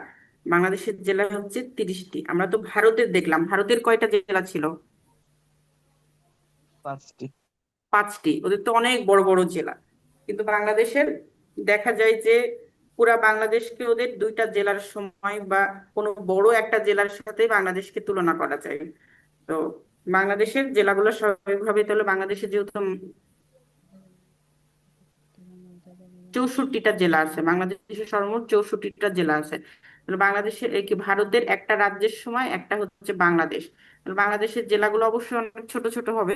সেই কারণে দেখা গেছে যে তাদের 5টা জেলাকে কভার করেছে আমাদের কয়টা জেলা? 30টা জেলা। বাংলাদেশের সীমানায় তাদের মাত্র 5টা জেলা আছে, কিন্তু বাংলাদেশের কতটা আছে? 30টা। 30টা। জেলা আছে। 30টা। হ্যাঁ। আর মিয়ানমারের কয়টা জেলা আছে? মিয়ানমারের আছে 3টা জেলা, তাহলে সর্বমোট কয়টা জেলা? 33টা জেলা। কিন্তু বাংলাদেশের সীমান্তবর্তী জেলা কিন্তু 33টা না, বাংলাদেশের সীমান্তবর্তী প্রতিবেশীর সাথে জেলা হচ্ছে 32টা। তো এই যে আমরা হিসাবে একটা বেশি পেলাম, এটার কারণ হচ্ছে বাংলাদেশের একটা জেলা আছে, যে জেলাটা হচ্ছে ভারতেরও সীমানায় আছে, আবার মিয়ানমারেরও সীমানায় আছে। তো দুই দেশের সীমানাতে যদি একটা জেলা থাকে, সেই জেলাটা কি দুইবার ধরবো না একবার ধরবো? দুইবার ধরলে দুবার তাকে ডবল কাউন্ট ধরতে হবে, হলো না? তো কারণ হ্যাঁ, সেই তাহলে তো জেলা 65টা জেলা হয়ে যাবে। এই যে রাঙামাটি জেলা বাংলাদেশের একমাত্র জেলা যার উভয় প্রতিবেশী দেশ ভারত ও মিয়ানমারের সাথে সীমান্ত রয়েছে। এবং আরেকটা কি বলছে, যে ঢাকা এবং বরিশাল বিভাগ বাংলাদেশের 2টি প্রশাসনিক অঞ্চল যাদের কোনো জেলারই ভারতের সাথে সীমান্ত নেই। ঢাকা বিভাগ বলছে এবং বরিশাল বিভাগ বলছে, এই 2 বিভাগের একটা জেলাও সীমান্তবর্তী এলাকা না।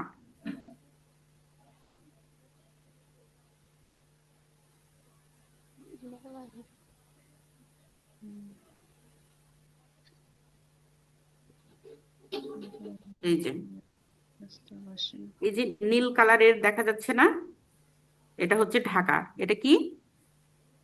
এটা ঢাকা, একেবারে মাঝে না। এটা এটা এই ঢাকা জেলার কোনো, ঢাকা বিভাগ, ঢাকা বিভাগের কোনো জেলা এই যে কিশোরগঞ্জ, টাঙ্গাইল বা রাজবাড়ী, এগুলো কোনোটা কি বর্ডার এলাকায় বাংলাদেশের সীমানার শেষ দিকে অবস্থিত? না, এটা মাছ। একদম মিডলে। না, কোনো বর্ডারের কিন্তু সীমানায় মানে কোনো সীমানাতে নাই, বাংলাদেশের এই সীমানাগুলোতে নাই। এই কারণে বলা হচ্ছে ঢাকা বিভাগের কোনো জেলা মিয়ানমার অথবা ভারতের সাথে সীমানা শেয়ার করছে না। আর একটা কোন বিভাগের নাম বলেছিল ঢাকার সাথে? বরিশাল। বিশাল। এটা বে অফ বেঙ্গলের সাথে বরিশাল কোন অবস্থিত। দিকে? দক্ষিণ দিকে। দক্ষিণ দিকে, এই যে দক্ষিণ সাইড দেখি, এই যে এটা হচ্ছে বরিশাল। এটার আশেপাশেও কিন্তু ভারত নাই, ভারত এইদিকে, এইদিকে ভারত, এইদিকে মিয়ানমার, নিচে কি আছে? বঙ্গোপসাগর আছে, বঙ্গোপসাগরটা আমাদেরই এলাকা। তাহলে বরিশাল এবং ঢাকার সাথে কোনো ভারতের এবং মিয়ানমারের সীমানা নেই। চট্টগ্রাম, এই যে সবুজ এলাকাটা হচ্ছে চট্টগ্রাম, কিন্তু চট্টগ্রামের তো এলাকা হচ্ছে সীমানায় আছে। সিলেটেরও চারিদিক আছে, চারটায় আছে। সিলেটের হচ্ছে চারটা জেলা, চারটাই হচ্ছে সীমান্তবর্তী জেলা। ময়মনসিংহের চারটা, চারটাই হচ্ছে সীমান্তবর্তী। এটা একটা, দুইটা, তিনটা, চারটা, চারটাই হচ্ছে সীমান্তবর্তী। এরপরে রংপুরের দেখা যাচ্ছে যে এই যে রংপুর এবং উম, গাইবান্ধা ছাড়া বাকিগুলা এটাও সীমান্তবর্তী। লালমনিরহাটও সীমান্তবর্তী, নীলফামারী সীমান্তবর্তী, পঞ্চগড়, ঠাকুরগাঁও, দিনাজপুর সবগুলাই। শুধু রংপুর নিজে এবং গাইবান্ধা হচ্ছে বাকি। এটা হচ্ছে রাজশাহী। রাজশাহীরও অনেকগুলো আমরা দেখতে পাচ্ছি, জয়পুরহাট, নওগাঁ, নবাবগঞ্জ। রাজশাহী নিজেই পদ্মা নদী দ্বারা হচ্ছে, পদ্মার এই পারে হচ্ছে রাজশাহী, পদ্মার ওই পারে ভারত। নাটোর কিন্তু বাদ, নাটোর, সিরাজগঞ্জ, বগুড়া, পাবনা এগুলো না। এবং এই যে খুলনা, এটা খুলনার কিন্তু অনেক, যশোর এবং খুলনা এগুলো কিন্তু অনেকগুলা এই সাইড, এই সাইড।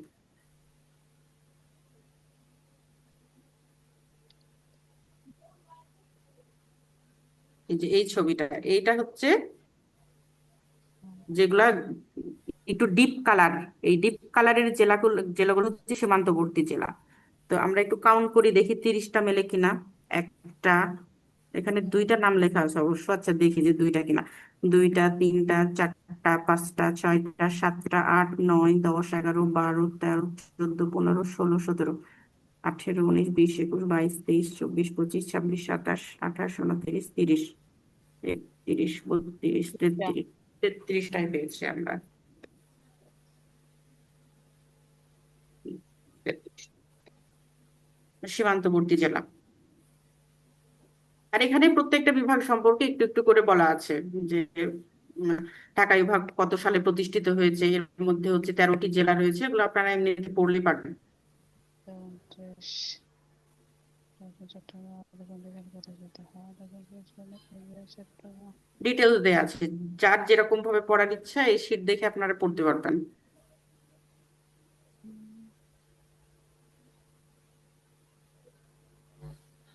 এরপর হচ্ছে বাংলাদেশের ম্যাডাম ক্ষুদ্রতম।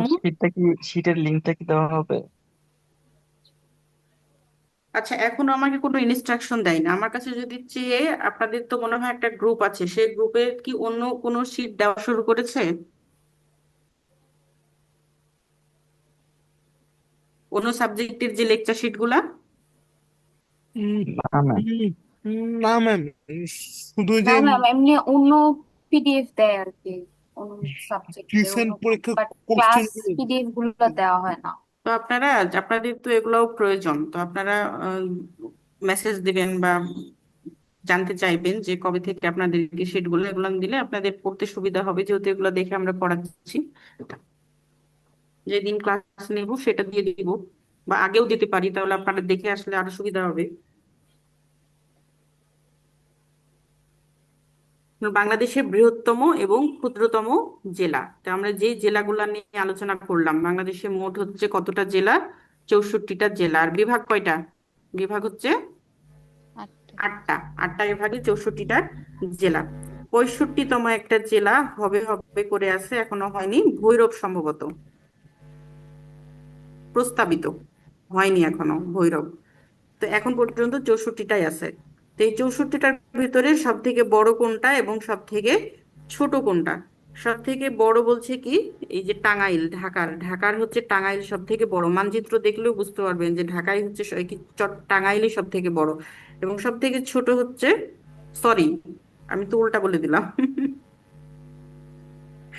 রাঙামাটি, রাঙামাটি হচ্ছে সব থেকে বড়, কিন্তু এখানে আবার জনসংখ্যার ঘনত্ব খুবই কম। রাঙামাটির জনসংখ্যার ঘনত্ব খুবই কম। ঘনত্ব কম হওয়ার কারণ কি রাঙামাটিতে, অনেক বড় জেলা হওয়ার পরেও? পাহাড় পর্বত, হুম, পাহাড়ি পাহাড়ি এলাকা। এলাকা। কি? প্রথমত ম্যাডাম অসমতল এলাকা। অসমতল পাহাড়ি এলাকা বসবাসের উপযোগী না। যারা ওখানে একেবারে শুরু থেকে আদি জনগোষ্ঠী ওখানে আর বসবাস হচ্ছে করে, ম্যাম চাষাবাদের অনুপযোগী। যারা চাষাবাদ করে, ওই যে জুম পদ্ধতি চাষাবাদ করে, খাবার পানির সমস্যা দেখা যায় যে তাদেরকে অনেক একটা নির্দিষ্ট জায়গায় পানি পাওয়া যায়, সেখান থেকে তাদেরকে অনেক উঁচুতে পানি নিয়ে যেতে হয়। এসব কারণে পার্বত্য এলাকায় জনগোষ্ঠী অনেক কম। যে কোনো পার্বত্য এলাকাতেই জনগোষ্ঠী কম হওয়ারই কথা স্বাভাবিকভাবে।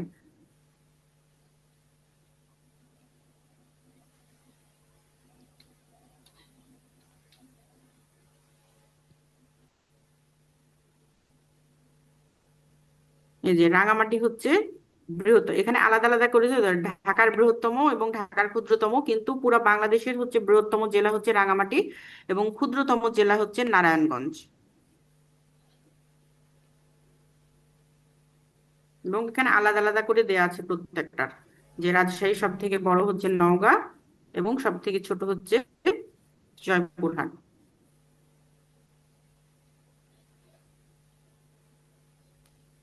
এই যে নওগাঁ, আমি কিন্তু এখন যেখানে থাকি নওগাঁতে থাকি। আমি নওগাঁতে চাকরি করি, নওগাঁতে থাকি। আমার বাসা হচ্ছে রাজশাহীতে। রাজশাহী থেকে নওগাঁ যেটা মূল শহর, সেখানে যেতে সময় লাগে, মানে ওইটা 60 কিলোমিটার মতো, 1 ঘন্টা 15 মিনিটে চলে যাওয়া যায়। কিন্তু এই নওগাঁ সদর থেকে আরো হচ্ছে 1 ঘন্টা 15-20 মিনিট মতো সময় লাগে আমি যেখানে থাকি। রাজশাহী থেকে আমার এই ডেস্টিনেশন হচ্ছে 3 ঘন্টা সময় লাগে। পুরো একেবারে বাসে উঠলে 3 ঘন্টা সময় লাগে, কিন্তু যদি আমি মূল শহরে যেতে চাই তাহলে 1 ঘন্টা 15 থেকে 20 মিনিটের ভিতরে চলে যাওয়া যায়। মানে নওগাঁর একটা অংশ থেকে আর একটা অংশ যেতে প্রায় 2 ঘন্টার মতো সময় লাগে। নওগাঁ অনেক বড় একটা জেলা। আমার যখন পোস্টিং দিয়েছিল আমি ভেবেছিলাম নওগাঁ তো কাছেই হবে, কিন্তু যে জায়গাটায় আমার কলেজ, মানে যখন আমি প্রথম দিন আসি আমার তো মাথায় নষ্ট যে এত ভেতরে। আমি দেখাচ্ছি মানচিত্রে যে কি অবস্থা। হ্যাঁ, এই যে নওগাঁ, এইটা তো রাজশাহী, পুরা রাজশাহী বিভাগ। আমরা কি দেখলাম যে নওগাঁ হচ্ছে সব থেকে বড় আর জয়পুরহাট হচ্ছে ছোট। মানচিত্রে তো দেখা যাচ্ছে, কিন্তু জয়পুরহাট সব থেকে ছোট। এই যে নাটোর একটু ছোট সাইজে, কিন্তু নাটোরের থেকেও জয়পুরহাট ছোট। এবং এই যে বগুড়া সিরাজগঞ্জ, এটার থেকে নওগাঁ, নওগাঁর এলাকাটা পুরো অনেক বড় না? নওগাঁ হচ্ছে রাজশাহীর সব থেকে বড় জেলা। তো রাজশাহী থেকে যে পথ দিয়ে আমরা যাই, দিয়ে এইরকম একটা জায়গায় হচ্ছে নওগাঁ সদরের রাস্তা। ঠিক আছে, আমারটা কি রাজশাহী থেকে যেতে যে এইরকম একটা জায়গায় যে আমাকে চলে যেতে হয় এই প্রান্তে, এইখানে হচ্ছে আমার, মানে আমি থাকি এই অবস্থা। মানে আমাকে নওগাঁর এক প্রান্ত থেকে একেবারে অন্য প্রান্তে যেতে হয়। মানে পুরা নওগাঁটা কত বড় আমি জার্নি করতে যে বুঝতে পারি। মানে মূল শহর হচ্ছে এই জায়গায়, কিন্তু আমি আছি এখানে বর্ডার এলাকায় হ্যাঁ, একেবারে। পুরা জেলা পার হতে হয়। হ্যাঁ, পুরা জেলা আমাকে পার হতে হয়, খুবই বিরক্তিকর। এবং আমার এই জায়গাটা থেকে আবার চাঁপাইনবাবগঞ্জ কাছে। মানে রাজশাহীর আমি চাঁপাই খুব কাছাকাছিতে থাকি, যে 45 মিনিটে আমি চাঁপাইনবাবগঞ্জ চলে যেতে পারি, যে চাঁপাইনবাবগঞ্জে। সেইটা আবার আমি ঘুরে ঘুরে ঘুরে চাঁপাইয়ের কাছাকাছি যাচ্ছি।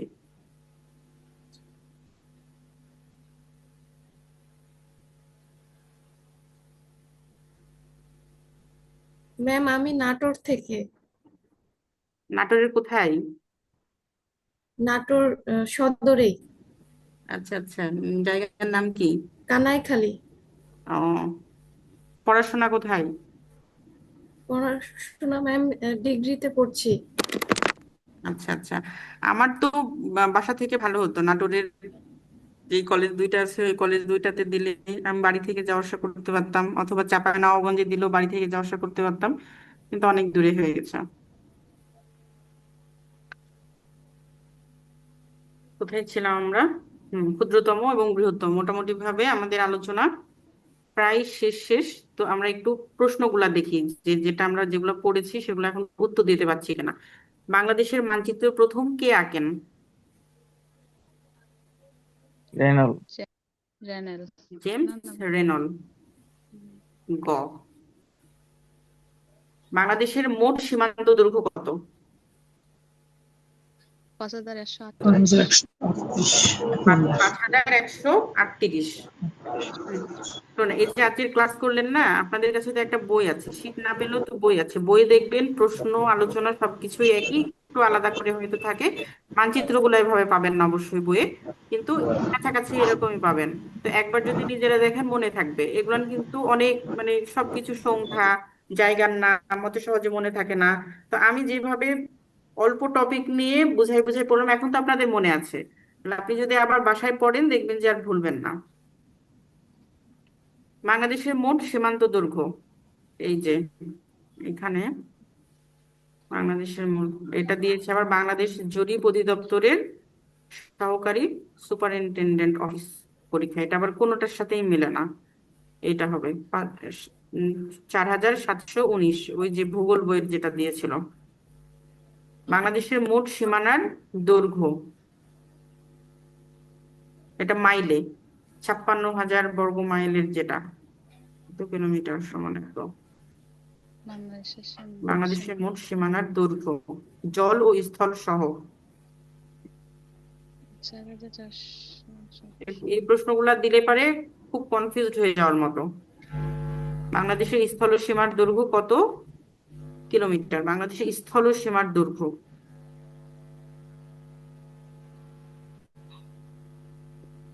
5138 ছিল না?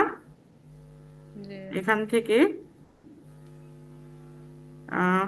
711 বাদ দিতে হবে। কত হয়? 7244, এই যে এটা 4427। স্থলসীমা বলতে আমরা তো মোট পড়েছিলাম না 5138, ওইটা থেকে জলসীমা মানে বঙ্গোপসাগরের এই এলাকাটা 7,711 কিলোমিটার বাদ দিলে থাকছে হচ্ছে 4427 কিলোমিটার। খ নাম্বার উত্তর। বাংলাদেশের সমুদ্র উপকূলের মোট দৈর্ঘ্য কত? এটা তো অপশন না দেখলেও পারার কথা। কত? 711 কিলোমিটার। বাংলাদেশের সমুদ্র উপকূলের দৈর্ঘ্য ওই একই, এখানে যেহেতু 11 নাই 15 কাছাকাছি আছে, উত্তর এইটা।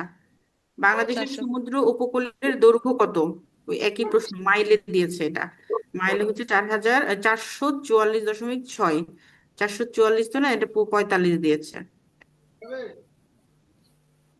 বাংলাদেশের সাথে কয়টি দেশের আন্তর্জাতিক সীমানা রয়েছে? একটা হচ্ছে ভারত আর একটা মিয়ানমার। তাহলে কয়টা দেশ? দুইটা। যে দুইটি দেশের সাথে বাংলাদেশের আন্তর্জাতিক সীমানা রয়েছে সেই দুইটির নাম কি? ভারত ভুটান, ভারত নেপাল, কোনটা? ভারত। ভারত মিয়ানমার। ভারত মিয়ানমার। ভারতের সাথে বাংলাদেশের সীমান্ত দৈর্ঘ্য,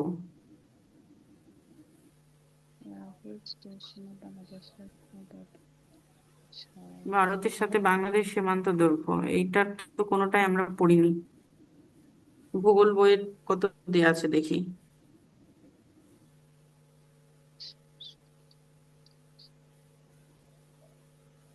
3,995, 3,715, এটা 3,715।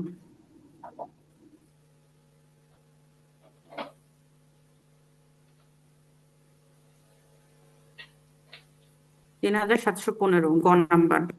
এটা হচ্ছে ভূগোল বই অনুযায়ী। আমি তখন পড়াতে যে বললাম না যে ওই জায়গাটাতে যে সমস্যা হয়, কোনো কোনো প্রশ্নে ভূগোল বইয়ে যে পরিমাপটা দেয়া আছে সেটাও দেয়, আবার আরেকটা হচ্ছে যেটা যেটা হচ্ছে কি ছিল আর একটা বর্ডার গার্ডে যে পরিমাপটা দেয়া থাকে সেটা থেকেও আমরা প্রশ্ন দেখলাম। আবার ভূগোল বইয়ে যে পরিমাপটা দেওয়া আছে সেটা থেকেও প্রশ্ন করেছে। মানে দুইটাই আপনাদেরকে মনে রাখতে হবে, কষ্ট হলেও মনে রাখতে হবে। আপনারা যদি কোনো ট্রিক্সের মাধ্যমে মনে রাখতে পারেন সেটা ভালো, অথবা একেবারে মুখস্থ করতে হবে।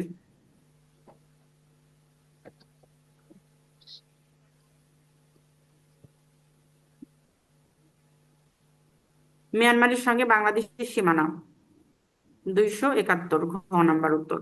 বাংলাদেশ সীমান্তবর্তী ভারতের জেলা কয়টি? ভারতের জেলা কয়টি? 30টি? 5টি। 5টি। 30টি কার? পাঁচ বাংলাদেশের।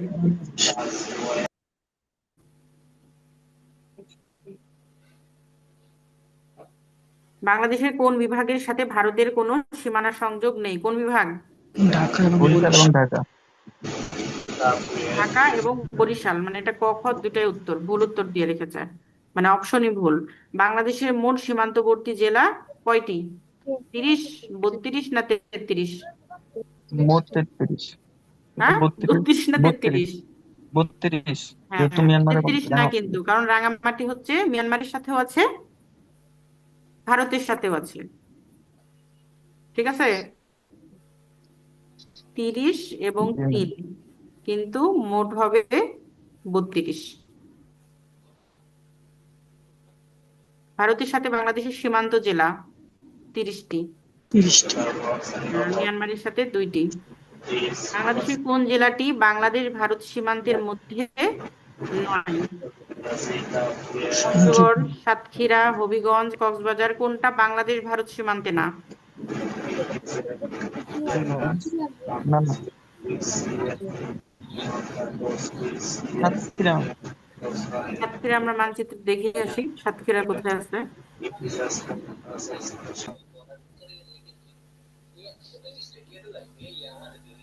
এই যে সাতক্ষীরা, বাংলাদেশ ভারত সীমান্তে আছে সাতক্ষীরা। আর কক্সবাজার, এই যে কক্সবাজার, তাহলে বাংলাদেশ ভারত সীমান্তে না কোনটা? তাহলে মানচিত্র করতে হবে, কক্সবাজার। মানচিত্রের দরকার আছে।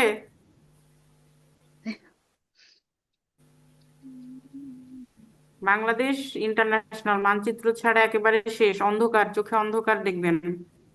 বাংলাদেশের সীমান্তবর্তী কোন জেলার সাথে ভারতের কোনো সংযোগ নেই? বান্দরবন, চাঁপাইনবাবগঞ্জ, পঞ্চগড়, দিনাজপুর। পঞ্চগড়, দিনাজপুর, চাঁপাইনবাবগঞ্জ এগুলো তো সবগুলাই আছে, বান্দরবন ছাড়া। বান্দরবন কার সাথে? বান্দরবন হচ্ছে মিয়ানমারের সাথে।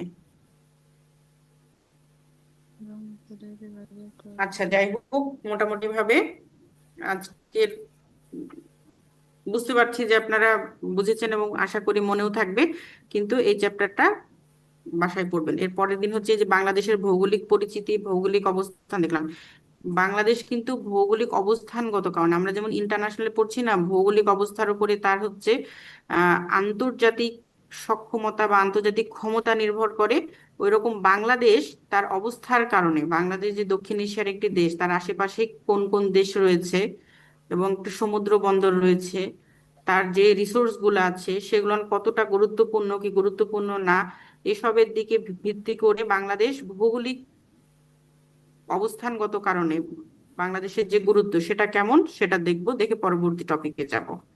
এই যে এটা দেখলো যে বাংলাদেশের এক পাশে হচ্ছে ভারতের 7 সিস্টার্স, এরা এখানে যে 7টা রাজ্য আছে, 7টা রাজ্য আছে, এরা হচ্ছে সবাই হচ্ছে স্বাধীনতাকামী, মানে সবাই আলাদা আলাদা রাষ্ট্র হয়ে যেতে চাই হচ্ছে ভারতের থেকে। আসাম চাই, আসাম অনেক আগে থেকে চাই, মেঘালয় চাই, ত্রিপুরা চাই, এরা সবাই আলাদা আলাদা ভাবে ভারত থেকে আলাদা হয়ে যেতে চায়। আর শুধুমাত্র এই যে চিকেন নেক এতটুকু একটা জায়গার কারণে ভারতের সাথে, মূল ভারতের সাথে হচ্ছে এই উত্তর পূর্ব এই 7টা রাজ্য সংযুক্ত হয়ে আছে। এখানে যদি কোনো একটা গন্ডগোল ঘটিয়ে দিতে পারে যে কোনো দেশ, সেটা কারণ আর একটু কিছু দূর পার হলে এখানে হচ্ছে চায়না, চায়না করতে পারে অথবা অন্য কেউ করতে পারে, তাহলে কিন্তু এই 7টা রাজ্য আলাদা হয়ে যাবে। এবং এই 7টা রাজ্যের জন্য ভারতের সাথে, মূল ভারতের সাথে যোগাযোগের জন্য বাংলাদেশের উপর নির্ভর করতে হয়, বাংলাদেশের উপর দিয়ে কিন্তু যায়, বাংলাদেশের পোর্ট ব্যবহার করে যায়। তো এই সব দিক বিবেচনা করে আরো অনেক বিষয় আছে, বঙ্গোপসাগর আছে, বঙ্গোপসাগরে অনেক রিসোর্সের সম্ভাবনা আছে বাংলাদেশে, বাংলাদেশের ভূমিতে গ্যাস আছে, এই সব দিক বিবেচনা করে বাংলাদেশ কতটা গুরুত্বপূর্ণ এটা প্রথমে আলোচনা করব, তারপরে পরবর্তী আলোচনায় যাব। তো তো আজকের মতো এখানেই, সবাই ভালো থাকবেন, ভালো করে পড়াশোনা করেন। যারা সামনে 49 পরীক্ষা দিবেন তারা সারা মানে অন্তত 12-13 ঘন্টা করে পড়াশোনা করেন।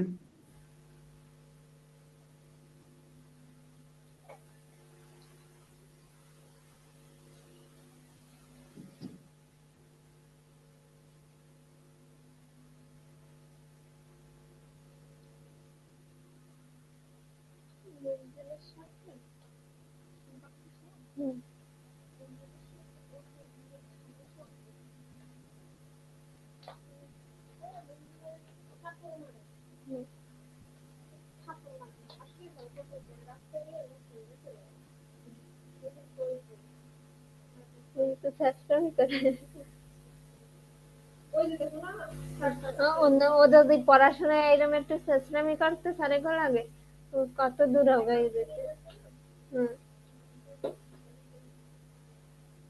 ও তো ব্যবসা নিয়ে তো ভালো করে ভালো।